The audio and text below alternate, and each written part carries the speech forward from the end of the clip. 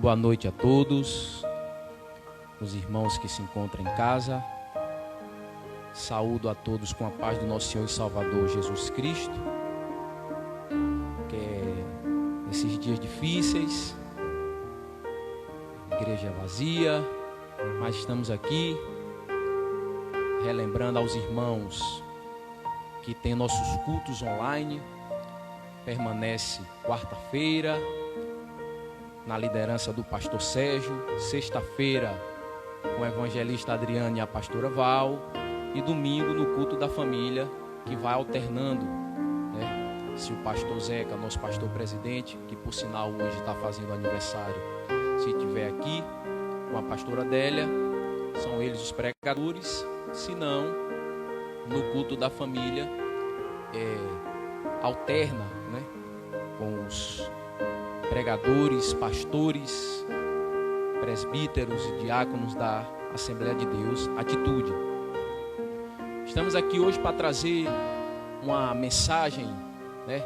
Uma mensagem de encorajamento, uma mensagem que venha fortalecer o coração dos irmãos e o meu também, porque a passagem que eu trouxe aqui hoje, capítulo 40, que por si só, sem precisar expor os versículos que eu vou ler do 12 ao 31, a palavra que é viva e eficaz nesse capítulo 40, como eu disse anteriormente, que é um dos capítulos que eu mais gosto da Bíblia Sagrada, se é que a gente pode dizer isso, se eu gosto mais daquele ou desse ou daquele outro, mas é um dos capítulos mais encorajador, que a gente vê o quão grande é o nosso Deus.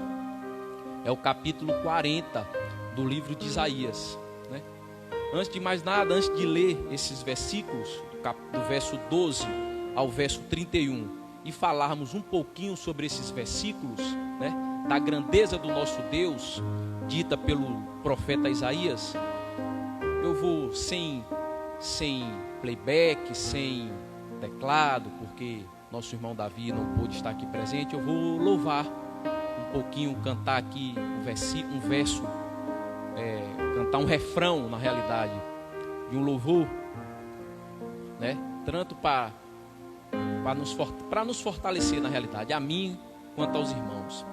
Que é aquele louvor que diz assim: eu me rasgo por inteiro, faço tudo, mas vem novamente.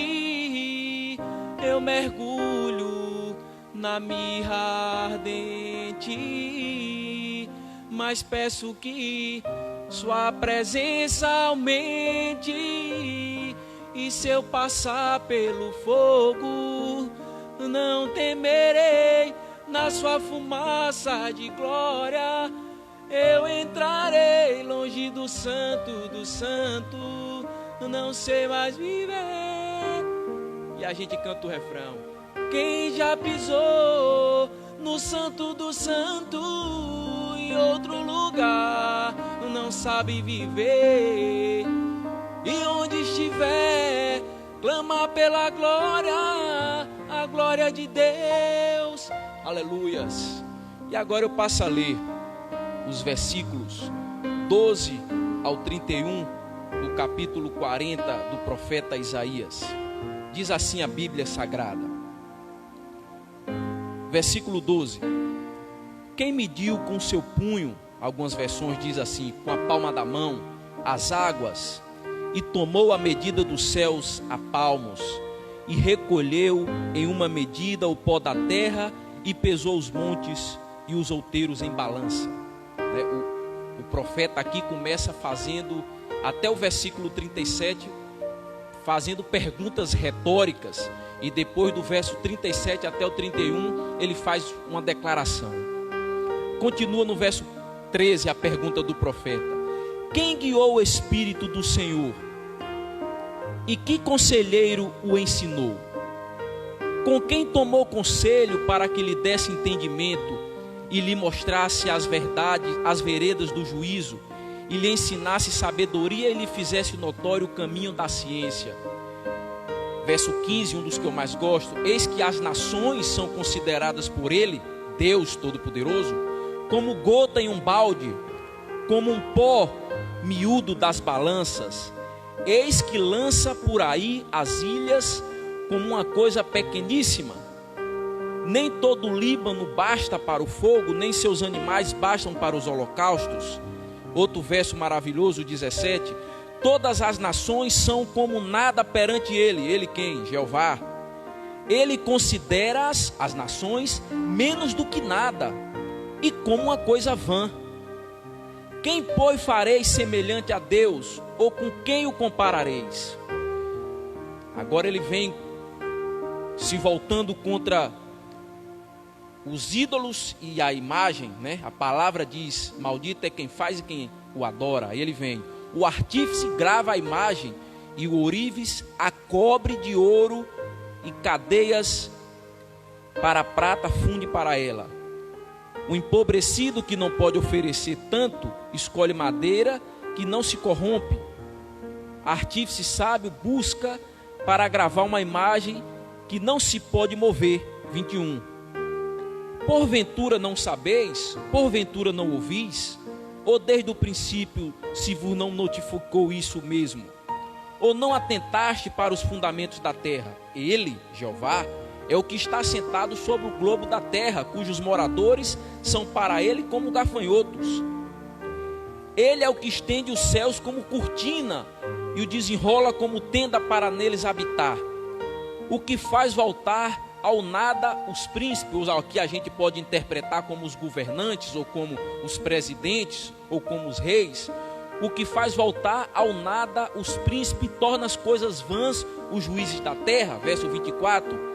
E não se plantam, nem se semeiam, nem se arraiga da terra o seu tronco cortado, sopra sobre eles e o seca, sobre ele os príncipes ou os governantes, como queiram. E um tufão como pragana o levará. Verso 25. A quem, pois, me farei semelhante para que lhes sejam semelhantes, diz o santo. Levantai ao alto os olhos e vede quem criou estas coisas. Céu, terra, estrela. Quem produz por conta os seus exércitos? Ou aqui tem outra versão que fala sobre as estrelas, que ele chama todas pelo nome, e essa é a versão que eu mais gosto. Quem a todas chama pelo seu nome, por causa da grandeza das suas forças e pela fortaleza do seu poder, nenhuma lhe faltará. Aqui ele se refere às estrelas. Por que, pois, dizeis, ó Jacó, e tu falas, ó Israel, o meu caminho está encoberto ao Senhor, e o meu juízo passa largo pelo meu Deus. Não sabes, não ouviste que o eterno Deus, o Senhor, o Criador do confim da terra, nem se cansa, nem se fatiga? Não há esquadriação ao seu entendimento, né? A Bíblia não diz que o entendimento do Senhor está acima do nosso, assim como o céu está acima da terra. Ele vem para o 29, indo para o final. Dá vigor ao cansado e multiplica a força ao que não tem nenhum vigor. Os jovens se cansarão e se fatigarão, e os jovens certamente cairão. Mas os que esperam no Senhor renovarão as suas forças, subirão com asas como águia, correrão e não se cansarão, caminharão e não se fatigarão. Como eu disse, esse é um dos capítulos que eu mais gosto da Bíblia Sagrada. É um capítulo que nos encoraja, é um capítulo que nos dá força, é um capítulo que nos mostra a grandeza do nosso Deus. E diante da circunstância, do momento em que estamos vivendo, né, em que a ciência ainda não tem uma resposta dessa pandemia, por exemplo, para dar cabo a esse vírus, a ciência não tem resposta. O problema atingiu nações poderosas, as maiores nações estão de cócoras, as maiores nações passam por dificuldades e não conseguem impedi-lo a disseminação. A gente vê Estados Unidos com maior índice, né? Maior número de mortes, maior índice de infecção. A gente vê a Itália passando por dificuldade, está diminuindo, né? Graças a Deus. A gente vê a Espanha, a gente vê os países da Europa como um todo, os países da Ásia, não como o Brasil, mas tem conseguido conter, mas não tem uma solução definitiva, uma vacina eficaz. Então, nesse momento de caos, de desespero, de medo, a gente tem que ter essa esperança. E essa esperança é o Deus que a gente serve, né? Essa esperança é esse Deus, como diz o profeta Isaías, a grandeza desse Deus. E a gente nota aqui que nesse texto que foi lido, né, que ele se baseia em perguntas retóricas, né? E a gente pode fazer uma pergunta aqui para começar a mensagem. Como ele faz essa pergunta, a gente pode fazer uma pergunta: quão grande é o nosso Deus? Né? A gente leu aqui que os versículos, até o versículo 27, é o profeta fazendo várias perguntas e perguntas retóricas, mostrando a grandeza do nosso Deus, né? Como eu disse, estamos vivendo um momento que nunca vivenciamos antes, né? Nem mesmo as nações, eu aqui repetindo o que eu disse anteriormente, poderosas economicamente, belicamente, com seus grandes cientistas, puderam deter o vírus. Por isso, a necessidade de colocarmos nossa esperança no Deus Todo-Poderoso, para que não venhamos desfalecer, para que não venhamos perder o foco, né? Desacreditar em nosso Senhor e Salvador Jesus Cristo. Há uma necessidade de focarmos em Cristo, né? Sairmos um pouco da mídia, sairmos um pouco do noticiário, porque isso vem trazer temor. Eu estava assistindo uns vídeos, eu gosto de assistir os vídeos do pastor Silas Malafaia, os vídeos, não as mensagens da EVEC em si, os vídeos curtos que ele faz no canal dele, do YouTube, no Face, eu sigo ele no YouTube, ele dizendo, falando sobre isso, em tempo de coronavírus, você decide, irmão, ou você tem coragem, ou você, não é quer dizer que quando Deus diz assim, a Josué, que ele diz, ser forte e corajoso, não tenha medo. Então se ele está dizendo isso, e na Bíblia a gente vê vários versículos dizendo não temas, não temas, não temas, é porque o próprio Deus reconhece que o homem, na sua fraqueza, ele teme, né? Ele teme, mas ele diz, tem bom ânimo, eu lhe fortaleço, eu lhe encorajo, né? Então é isso que o pastor Silas estava dizendo. Sai um pouco de frente da televisão, porque o que você vê é o que ele mostrando, ele como psicólogo, mostrando que o órgão mais próximo, que faz a conexão mais rápida com o cérebro, é o olho. Então se você está diante da mídia, diante da televisão, que só está mostrando miséria, só está mostrando desgraça o tempo todo, morte, morte, morte, em fração de segundo vai chegar isso em nossa mente, e aí vai nos trazer medo, né? Vai fazer com que nosso coração desfaleça. Então temos que olhar para essa passagem, a gente vê a grandeza do nosso Deus, né? O primeiro tópico aqui que eu quero mostrar é a grandeza do nosso Deus em relação à criação, céu, terra, mar, monte. E isso aqui a gente vê no versículo 12 e no versículo 26, a grandeza do nosso Deus com relação à criação de todas as coisas. Ele diz assim: quem mediu com o seu punho ou com a sua palma da mão as águas e tomou a medida dos céus a palmos e recolheu em uma medida o pó da terra e pesou o monte e os outeiros em balança. Imagine aqui, a gente imaginando aqui os mares, Atlântico, Mediterrâneo, Pacífico, né? E a gente vê, e a gente se espanta, e a gente nota que o profeta nos mostra aqui na grandeza de Deus em relação à criação, que Deus é o Todo-Poderoso, Ele tem um domínio, Ele mede as águas do mar com a palma da sua mão, Ele mede a areia, né? Como se fosse com balança de precisão. Olha a grandeza do nosso Deus em relação à criação. Se a gente ler o versículo 26, ele diz assim no versículo 26, o verso 26 eu estou pulando, mas eu vou voltar, porque o verso 26, ele tem o mesmo contexto, tem a mesma ligação com esse versículo 12. Ele diz assim, levantai ao alto os olhos e vede quem criou essas coisas. Que coisas que estão nos altos, que o profeta manda a gente olhar para notar a grandeza e verificar a grandeza do nosso Deus com relação à criação. É o céu, é as estrelas, né? Quando ele como eu disse aqui no verso 26, é nesse mesmo raciocínio, nessa mesma linha, né, que o profeta vem retratar a grandeza de Deus com relação à criação. Assim, nesses dois versos lidos, versículo 12 e versículo 26, a gente vê o Deus que mede as águas, como eu disse, na concha das suas mãos, que pesa o pó das montanhas e como se fosse em balança de precisão. Esse é o Deus que a gente serve, o Deus que chama as estrelas, como diz o versículo subsequente, e nenhuma delas falta, né? Porque Ele é poderoso, é grande. E aqui, quando eu falo aqui nessa versão que Ele chama as estrelas todas pelo seu nome e nenhuma delas vem a faltar, mostrando a grandeza de Deus com relação à criação, eu trago aqui uma curiosidade para os irmãos, para a gente notar e verificar a grandeza do nosso Deus.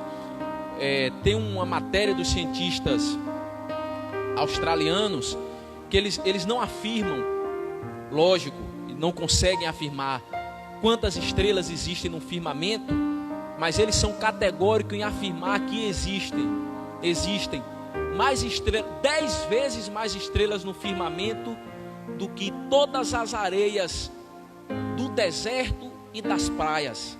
Imagine a grandeza de Deus. E Ele chama todas elas pelo seu nome e nenhuma delas vem a faltar. Esse é o Deus que a gente tem que focar. Esse é o Deus que a gente tem que se apegar nesse momento de dificuldade. Esse é o Deus que a gente tem que buscar. Esse é o Deus que a gente tem que clamar, orar. O próximo ponto aqui o profeta vai adiante. Ele mostra a grandeza de Deus em relação ao conhecimento, à ciência. E onde é que a gente vê isso? Nos versículos 13 e 14. Ele diz assim: quem guiou o Espírito do Senhor? Ele faz essa pergunta. Que conselheiro lhe ensinou? Ele vai para o 14. Com quem tomou conselho para que lhe desse entendimento e lhe mostrasse as veredas do juízo e lhe ensinasse sabedoria e lhe fizesse notório o caminho da ciência? Isso aqui é o profeta trazendo a grandeza de Deus em relação ao conhecimento. Onde ele estudou? Quem foi seu professor? Quem lhe instruiu? Né? As perguntas do profeta são perguntas, como eu já disse anteriormente, retóricas, para deixar claro que toda a sabedoria, toda a ciência, tudo emana do próprio Deus. Deus não precisa de conselheiro, Deus não precisa que alguém venha lhe ensinar. A própria sabedoria emana, nasce do próprio Deus. É por isso que quando estamos diante de alguém, né, eu fiz essa anotação aqui, que se diz, né, arrogante, que se diz sábio, cheio de conhecimento, arrogante conhecimento, pode ter a certeza que o conhecimento dele é pouco, porque quanto mais a gente sabe, a gente diante da grandeza de Deus, que a gente vê que a sabedoria emana dele, quanto mais a gente sabe, a gente percebe que não sabe nada, né? Se faz humilde. Quando a gente faz arrogante, achando que tem sabedoria, que tem conhecimento, na realidade a gente não tem. Se a gente fosse comparar, como o profeta comparou aqui, a grandeza de Deus em relação ao conhecimento, que o conhecimento, todo conhecimento emana do próprio Deus. O próximo tópico é a grandeza de Deus que o profeta faz aqui em relação às nações. Esses versos aqui são os versos que eu mais gosto. Versículo 15 ao 18, mostrando a grandeza de Deus com relação a todas as nações. E eu disse aqui que em relação a esse problema que a gente está vivenciando, essa pandemia, todas as nações do mundo, poderosas ou não economicamente, passa por dificuldade, todas elas estão de cócoras, né? E não conseguem trazer uma solução definitiva para o problema. Ameniza, a gente vê algumas conseguindo amenizar, mas não traz uma solução definitiva. E a gente vê a grandeza do nosso Deus com relação a todas as nações. Ele diz assim no versículo 15 ao 18: eis que as nações são consideradas por ele como gota de um balde, e como o pó miúdo das balanças. Eis que lança por aí as ilhas como uma coisa pequeníssima. Aí eu venho para o verso 17. Todas as nações são como nada perante ele. Perante ele quem? Deus. Ele considera as nações menos do que nada, como uma coisa vã. Quem, pois, fareis semelhante a Deus que comparareis? Né?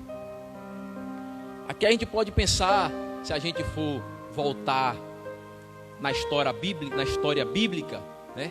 A gente pode pensar aqui, como a gente está falando aqui desse tópico, a grandeza de Deus com relação às nações. A gente pode pensar aqui no império egípcio, a gente pode pensar no império assírio, a gente pode pensar no império babilônico, no império que veio depois, que foi o império medo-persa.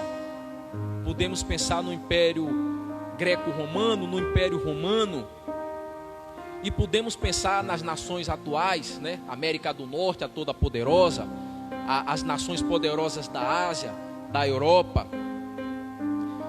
E Deus olha para todas elas e diz que elas são como um pingo de água no balde, como menos do que nada, né? Esse é o nosso Deus Todo-Poderoso. É preciso pedirmos para o Espírito de Deus abrir os olhos da nossa alma para compreendermos quão grande é o nosso Deus, né? A gente está vendo aqui o profeta mostrando a grandeza de Deus. E eu repito, a grandeza de Deus com relação às nações, a grandeza de Deus com relação à ciência. O próprio conhecimento emana do próprio Deus. E a grandeza de Deus com relação aos príncipes, aos governantes, que eu disse aqui anteriormente, que ele tira e bota quem ele quer. Então a gente precisa pedir a Deus, né? Precisa pedir ao Espírito Santo de Deus que abra nossos olhos, né? Abra nossos olhos espirituais, nosso entendimento, para que a gente possa crer e compreender e entender a grandeza do nosso Deus, e a gente não venha desfalecer, não venha desacreditar diante do problema. Porque se a gente não focar, se a gente não buscar a esse Deus em oração, a gente tende a fraquejar, a desfalecer, a temer e a ficar paralisado. E isso não é o que Deus quer. Isso nos mostra quão pequeno nós somos e quão dependente nós somos. Isso que eu venho falando aqui, a grandeza de Deus com relação às nações. E as nações, por mais poderosas que elas são, elas não conseguem, nesse contexto que a gente está vivendo, não conseguem uma solução definitiva até esse momento. E a gente vê que nós somos totalmente dependentes desse Deus, que a gente depende dele. A importância de estarmos firmes e buscarmos esse Deus. O próximo tópico é a grandeza de Deus comparada aos ídolos, né? E a gente vê do versículo 19 ao versículo 21, a grandeza de Deus comparada aos ídolos. Ele diz assim: o artífice grava a imagem e os ourives a cobre essa imagem de ouro, e cadeias de prata funde para ela, para a imagem. O empobrecido que não pode oferecer tanto, escolhe madeira que não se corrompe. Artífice sábio busca para gravar uma imagem que não se pode mover. Aí o 21 ele diz assim: porventura não ouvis, ou desde o princípio se vos notificou isso mesmo, ou não atentaste para o fundamento da terra? Aqui mostra a grandeza de Deus aqui, o profeta trazendo aqui, né, que na época do profeta Isaías, todas as nações, como até hoje, as nações daquela época do profeta tinham seus ídolos, né? E hoje a gente não vê diferente os ídolos. A própria Bíblia, no Salmo 115, né? Mostra que os ídolos não são nada, imagem de escultura. Diz assim o Salmo 115, que eu não vou ler, mas diz assim: tem perna, mas não anda, tem boca, mas não fala, tem mão, mas não apalpa, né? Ou seja, não é nada, né? É um Deus que tem perna, mas não anda, ele mesmo não se carrega. Como é que ele pode carregar outra pessoa, né? E nosso Deus não, nosso Deus é todo poderoso. Nosso Deus está no controle de todas as coisas, está sentado no alto e sublime trono.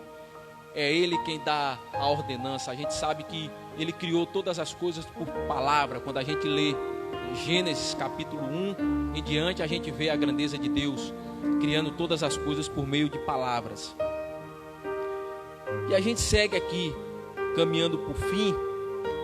A grandeza de Deus em relação aos príncipes ou aos governantes, se a gente queira fazer essa comparação, versículo 22 ao 25, quando ele diz: Ele é o que está centrado sobre o globo da terra, cujos moradores são para ele como gafanhotos. Ele é o que estende os céus como cortina e os desenrola como tenda para neles habitar. O que o faz voltar ao nada os príncipes e torna coisa vã os juízes da terra. 25. A quem, pois, me farei semelhante para que lhe seja semelhante, diz o santo. Esses versos aqui lidos agora do 22 ao 25, grandeza de Deus em relação aos príncipes ou aos governantes na nossa atualidade, nos mostra que por mais saúde que os homens tenham, poder, sucesso que alcance, basta um sopro, ou nesse contexto aqui, um pequeno vírus que a gente está vivendo, e ele tomba, né? Assim precisamos ter um recurso verdadeiro, que não se abala nas tempestades, né? Que não seja pego de surpresa. Eu gosto de quando o pastor Hernandes Dias Lopes, ele diz assim: a gente não enxerga na curva nem no escuro, mas Deus enxerga na curva e enxerga no escuro. Por mais que a gente possa imaginar que há um caos, há uma dificuldade e que possa pensar que está fora do controle, Deus está no controle de todas as coisas. Deus está sentado no alto e sublime trono, no controle de todas as coisas. Ele não é pego de surpresa. Não existe segundo plano para Deus. Não existe Deus ser pego de surpresa. Deus está no controle de todas as coisas. A partir do versículo 27, o profeta deixa de fazer perguntas e começa a fazer declarações ou afirmações, né? A partir do verso 27, ele começa a aplicar o texto, né, para o povo de Judá, para o povo de Israel. Ele começa a aplicar esse texto. Tanto que no versículo 27 ele diz assim: porque, pois, dizeis, ó Jacó, e tu falas, ó Israel, o meu caminho está encoberto ao Senhor, e o meu juízo passa de largo pelo meu Deus. Ou seja, aqui ele está mostrando que o povo de Judá, o povo de Deus, achava que Deus não se preocupava com os problemas, Deus não estava se preocupando com o problema deles, que Deus não estava nem aí para eles, que Deus estava fora do controle, né? Isso é o que o povo pensava. Por isso que há essa pergunta, né, no versículo 27 e a resposta no verso 28. E eu repito a pergunta: que o povo de Deus achava que Deus não estava no controle, que Deus não estava nem aí para o sofrimento deles, do povo de Judá. Porque, pois, dizeis, ó Jacó, quando ele diz Jacó aqui, ele fala Israel, e tu falas, ó Israel, o meu caminho está encoberto ao Senhor, e o meu juízo passa de largo pelo meu Deus. E ele responde: não sabes, não ouviste que o eterno Deus, o Senhor, o Criador dos confins da terra, nem se cansa nem se fatiga, não se esquadrinharão o seu entendimento? Ou seja, aqui o profeta mostra que, diferente do que o povo está achando, está pensando e perguntando, achando que Deus está fora do controle, de que Deus não está nem aí para o problema deles ou o nosso problema atual, o profeta no verso 28 ele mostra que não, que Deus está no controle, que Deus é sabedor e conhecedor de todas as coisas, que Deus, os seus pensamentos não podem ser, e o seu conhecimento não pode ser esquadrinhado. É como diz o próprio Isaías, se não me falha a memória, ele diz assim, que os pensamentos de Deus estão acima do nosso, assim como os céus estão acima da terra, né? Deus está no controle, Deus é o Todo-Poderoso, Deus pode debelar, Deus pode findar, Deus pode modificar o cenário com uma só palavra. Precisamos crer, precisamos acreditar, precisamos buscar, precisamos orar, estar firmes, estarmos diante de Deus, meditando na palavra, crendo que Deus é todo-poderoso, para que a gente não venha desfalecer e não venha desacreditar, como o povo de Judá desacreditou. E ele finaliza aqui mostrando no verso 30 e 31 o que é que Deus faz conosco nesses momentos de dificuldades, assim como fez com o povo de Israel naquela época, né? Ele mostra: os jovens se cansarão e se fatigarão, e os jovens certamente cairão. Mostrando que, independente da idade, cansa e perde o vigor. Vai chegar um momento que vai perder o vigor e cansa.